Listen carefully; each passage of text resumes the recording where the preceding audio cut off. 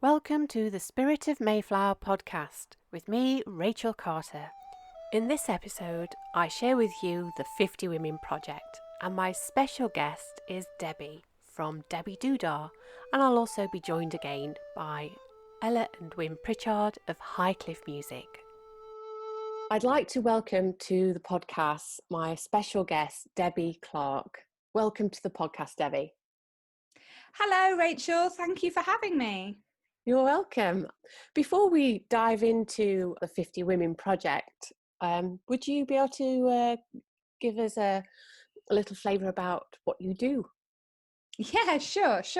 In the kind of business world where I spend a lot of my time, I'm known as Debbie Doodah, and I've run my own business for 7 years now. It launched in 2013, and I'm really passionate about supporting women to build kind of financial independence through building successful businesses. But initially I started off helping and supporting people with their digital marketing and PR. And I mostly worked in the very early days with what I like to call good businesses. So kind of charities, social enterprises and the council. But people kept asking me to show them how to do it.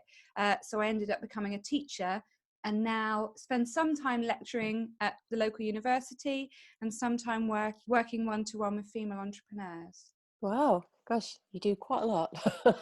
Yeah, I like to have my fingers in many pies. Well, if we're going to, I also do my own podcast, if anybody's listening, called Women Who Create. And we should have you on, Rachel, because we like to talk to creative women. Oh, wow. And I so we'll get you on. And I run a network called the Blue Stocking Society in my hometown of Nottingham, kind of try and support women who run their own businesses to feel less isolated and lonely, I suppose.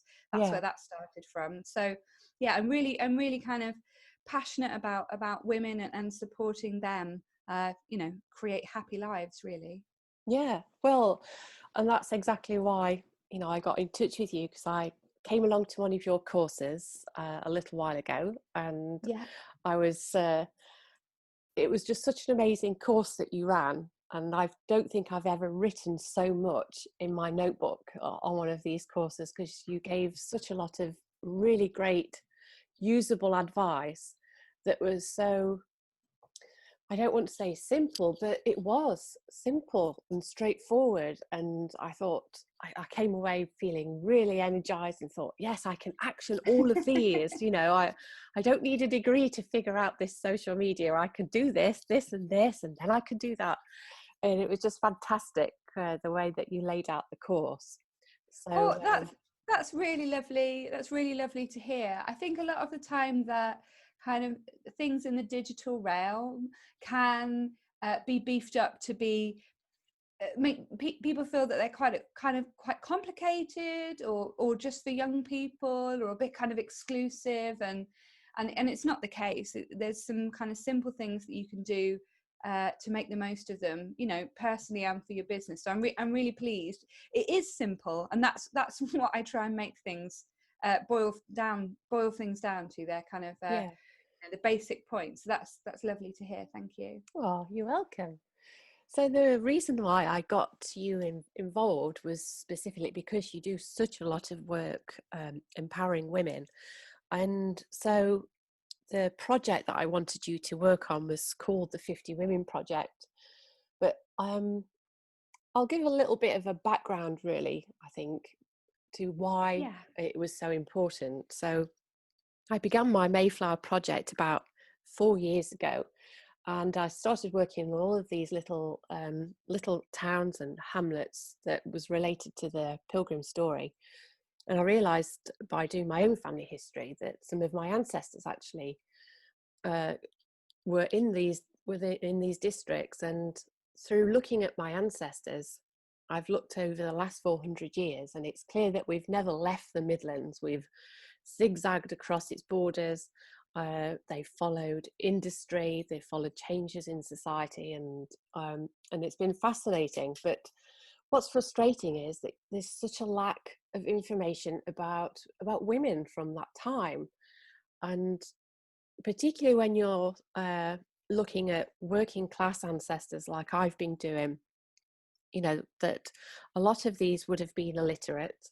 So there's not very many sources to find out what they did, unless they're, have done something noteworthy, or whether they've done something a bit naughty, like the case of one of my lace making ancestors from around 1850, who got a bit drunk in Nottingham one night and got herself arrested for drunken disorderly at Weekday Cross. She sounds like a fine strapping woman. Yes.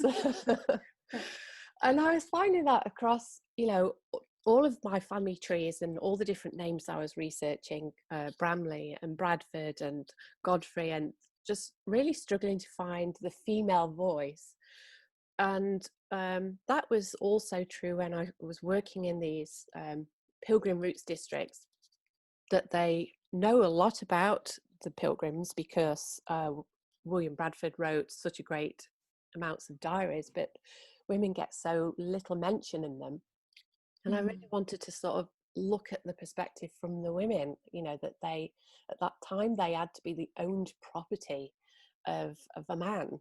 They belonged either to the father or the husband, that they weren't free to do their own thing. That kind of makes a shiver go down your back a little bit, doesn't it? Doesn't it? That idea of being owned, it's so alien to our experience as women today, isn't it? I can't imagine what that would be like. No. But there are women in parts of the world now that still have that still are, seen as property. Yeah. So that was quite jarring to find, and so I really wanted to bring out the female voice, not just of the women that took this journey, and and one woman even gave birth on the crossing, and that must have been an horrendous time, not only to travel over some extremely rough seas whilst you're heavily pregnant, but then to actually go into labour. You just can't imagine what she would have been going through, can you? It's just crazy. Yeah, I don't want to give birth in tossing seas without any medical care or anesthetics or anything like that. I can't imagine what that would be like. Because you crossed over, didn't you, on the boat? Was that something you were thinking about as you were crossing over to America? That experience of that woman? Because goodness.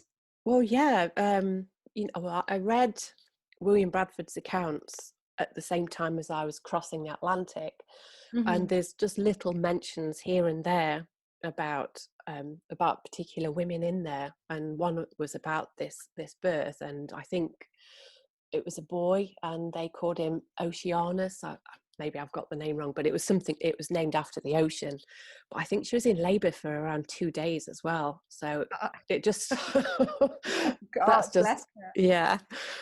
And also as well, when they arrived in America, these, it was the women's role of tending to the sick and feeding people, and then they managed to survive against all odds that first year with the support of the Native Americans, and then giving thanks. So I really wanted this project to reflect the voices of women from the past, but of today. And that was the sort of catalyst behind the 50 Women project. So when I'd got all my travel arrangements and artist residencies lined up, I got in touch with you and said, find me 50 women, Debbie, to work with. And you did such an amazing job. You didn't find 50, you got me 100. Well, if you're going to do something, do it properly. That's the idea, isn't it?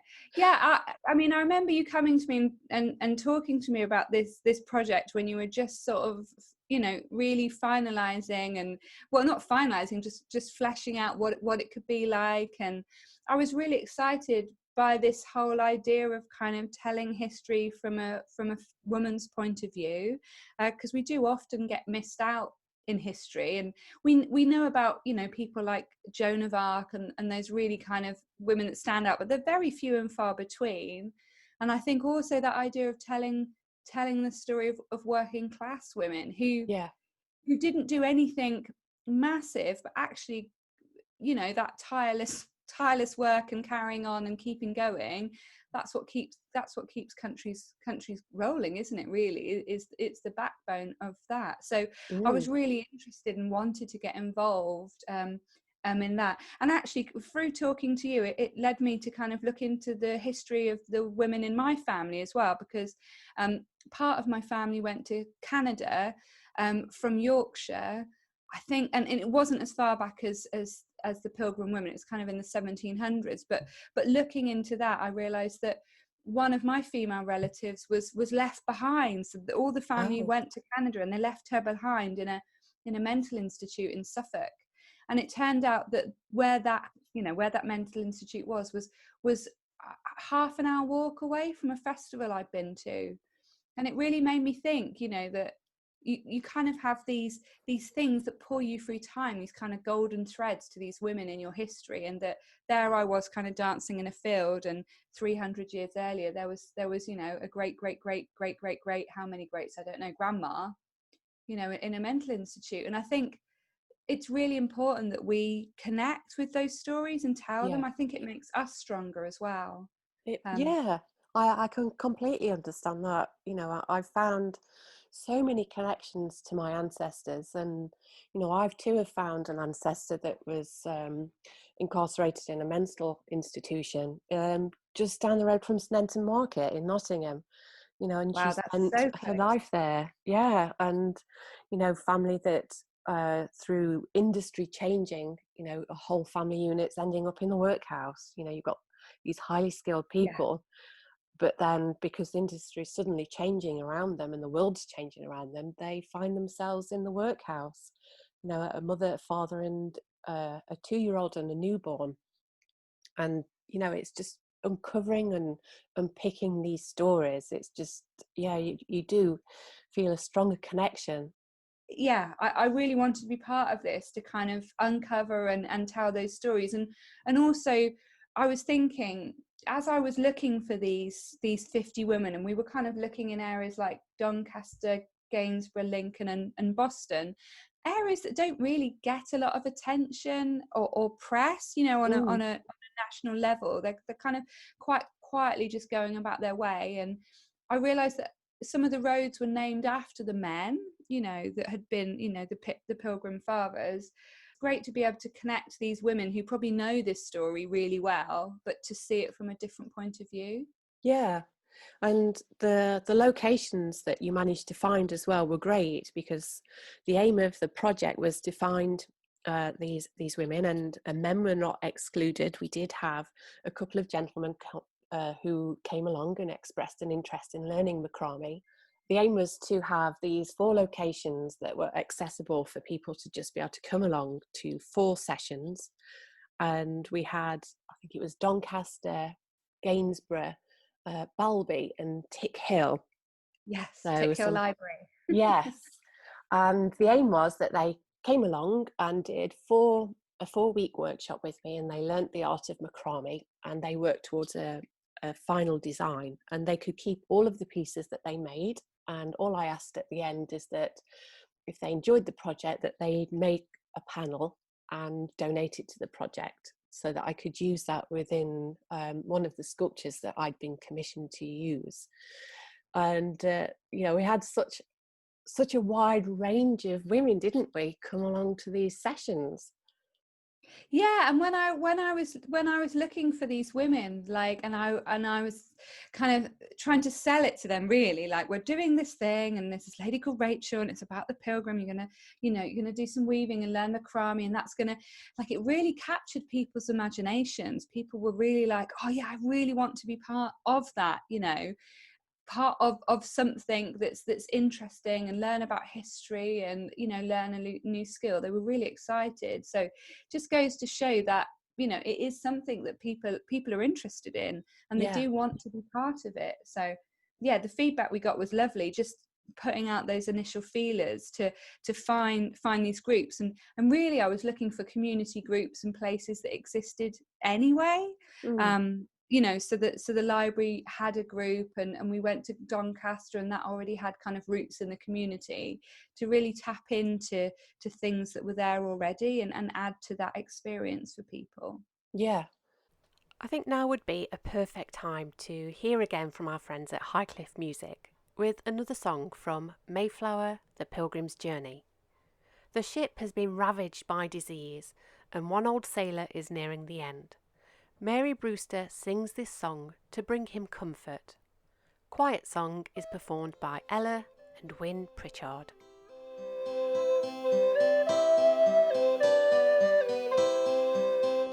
If your heart feels like it's breaking and your hope is at an end, let go and feel him near you, our Lord and constant friend. When it seems that you have no one and your store of faith runs out, that's the time when he is closest, holding you despite your doubt. It's a quiet kind of knowing that your life is in his hands, that he knows our every weakness, yet forgives and understands.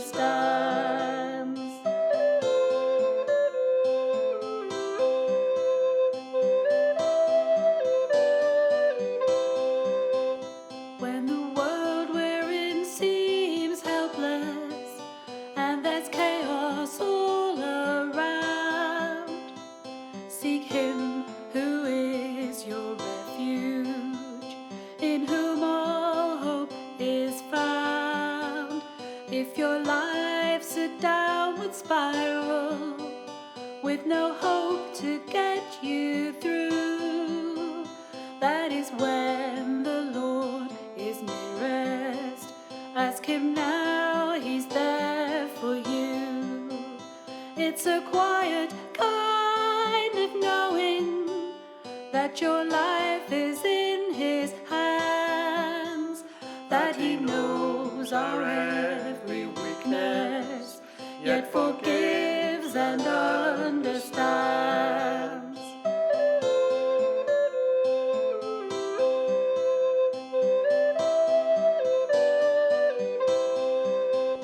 If your light for life is fading and the darkness fills your soul, then turn to him who loves you and listen for his call.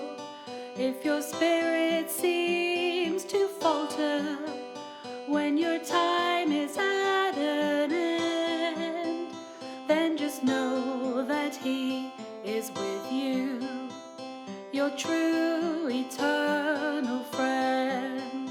It's a quiet kind of knowing that your life is in his hands, that he knows our every weakness, yet forgives and understands.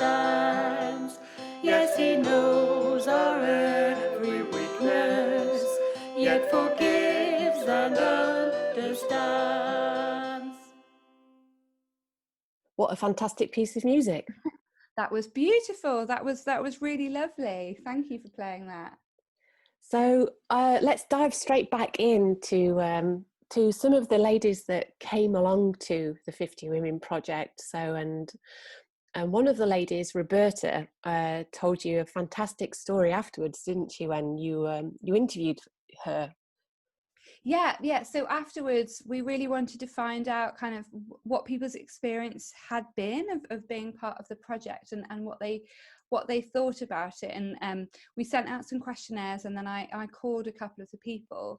And what was really interesting was that idea of kind of teaching people something and giving them a skill, and then seeing how that kind of affected the wider community. So Roberta learned the skill of macrame from these weaving workshops, and she was part of the WI in her local area. and she took that skill and taught the ladies in the WI, and they were having was it something to do with the environment, like a day of campaign for climate change. Campaign for climate change, yeah. And so they decided to use the skill of macrame to make these green hearts that they then took to their local library and allowed people to take these green hearts away as a kind of symbol of being better to the climate and like supporting your ecology. And I thought that was really beautiful, the idea that, you know, we didn't expect that to be an outcome, but there are little green macrame hearts, you know, around the Pilgrim Roots area now in people's homes, helping people think about how they could be better for the climate as a result of your project with the Pilgrim women. And I think it's that idea that you drop a stone into a pool of water, and then those ripples carry on infinitely, and you just don't know where things will go. So yeah, that was really lovely. That's a really nice way of describing it, really, isn't it? That pebble in the pond, you know, and and this whole project has been like that because I knew that I wanted to use digital technology, and I'll talk about that in a lot more detail in one of the future podcast episodes. But I wasn't sure sort of what form it was going to take, and so to be able to utilize brand new technologies but then combine it with really ancient crafts like macrame, which is around 11,000 years old, and that surprised a lot of the participants because a lot of them was familiar with macrame from the macrame boom in the 70s, and then it started becoming a bit more on trend now. So we had quite a range of ages of participants, and some were aware of macrame and some weren't. But then when I actually explained to them how old it was, and I think the earliest representation of macrame is from a tomb wall, I think it was in Syria, and it depicts military men wearing these tunics that were made with macrame. They were knotted and they had the fringe on the end, and macrame is a word about a knotted fringe, that's its meaning. And so they were absolutely amazed that, you know, that this technique stretches all the way back.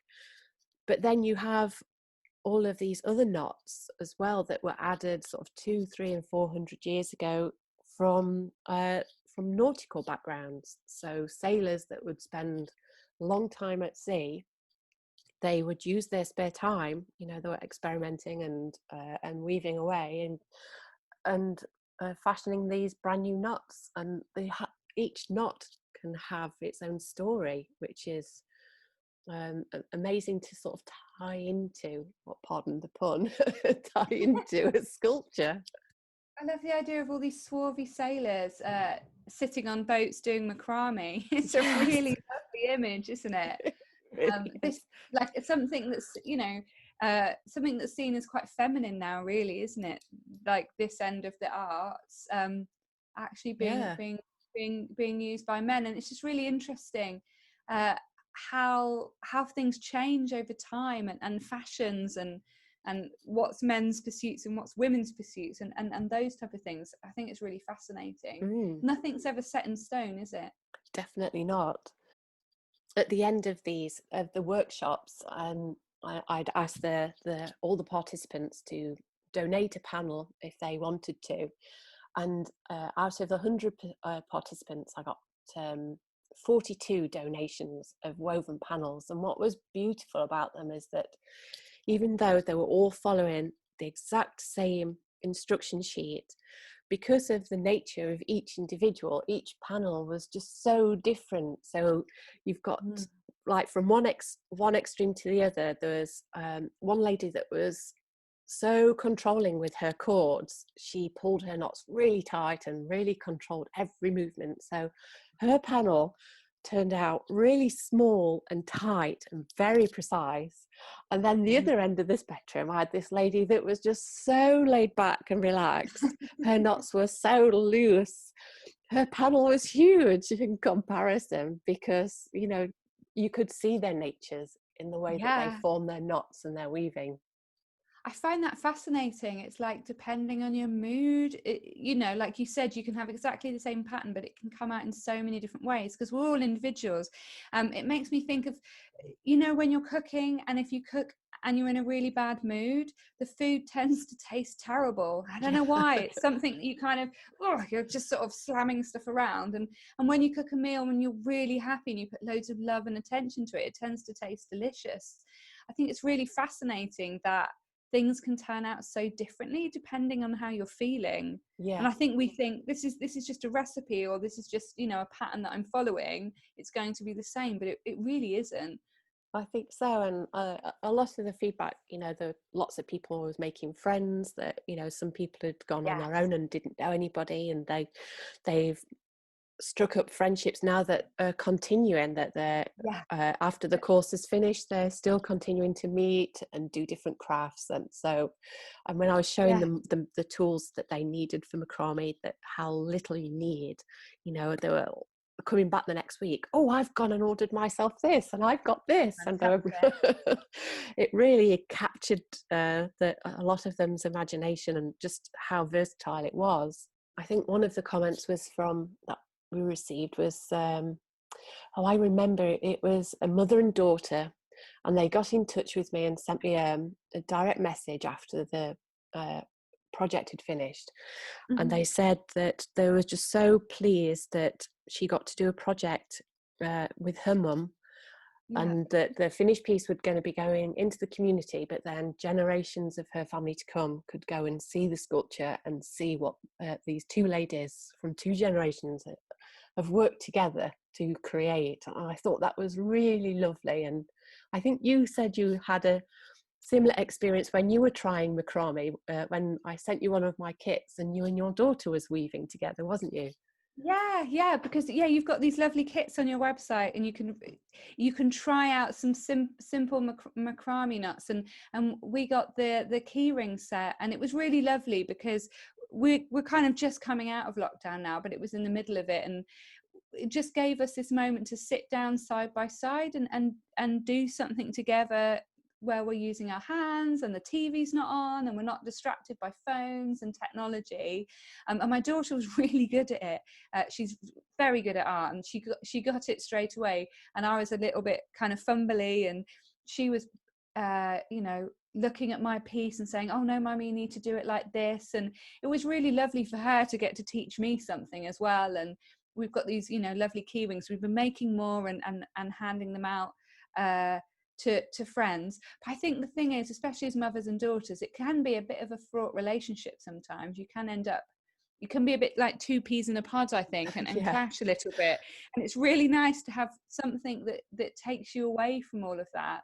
It's almost meditative, I think, in a way, to just spend kind of half an hour side by side, kind of using your hands and creating something and having something tangible at the end of that you kind of hold. So we'll be doing more macrame and crafts, I think, for sure. My daughter loved it, so yeah, and they look fabulous. Well, I'm so pleased you both enjoyed it, and we really did. Yeah, and it's great to think that, you know, there's another budding artist there as well. There sure is another budding artist there. Maybe there's a future project, Rachel, something about doing stuff with different generations. I think there's something in that, isn't there? Weaving and doing something as families. There's stories and the tales that come out from that.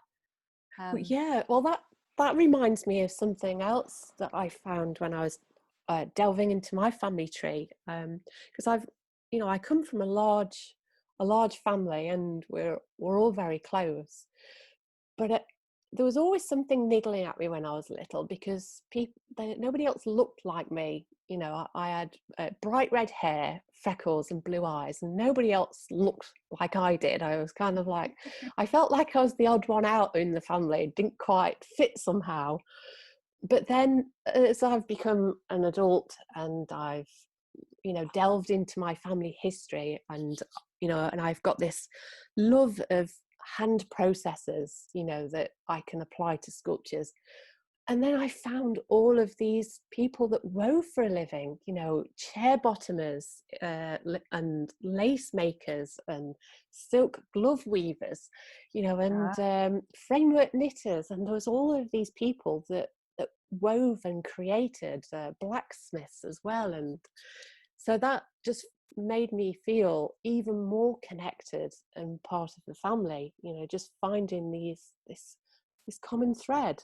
It makes history seem smaller in a way, doesn't it? We can almost reach out and grab these people and feel like we have some connection to them, and you know, and some shared experiences. Yeah, and you know, I'm really looking forward to seeing the finished sculpture when she's done and out in the landscape. This idea of sculptures is kind of quite political at the moment with Black Lives Matter and a lot of people discussing, you know, the sculptures that are on our streets. What are they for? What do they represent? You know, are they do they represent society as a whole? And we know that there's not very many sculptures of women out there. Mm-hmm. So I'm so excited to have been part of a project that is putting another sculpture of a woman out there into the world. So that's super powerful as well.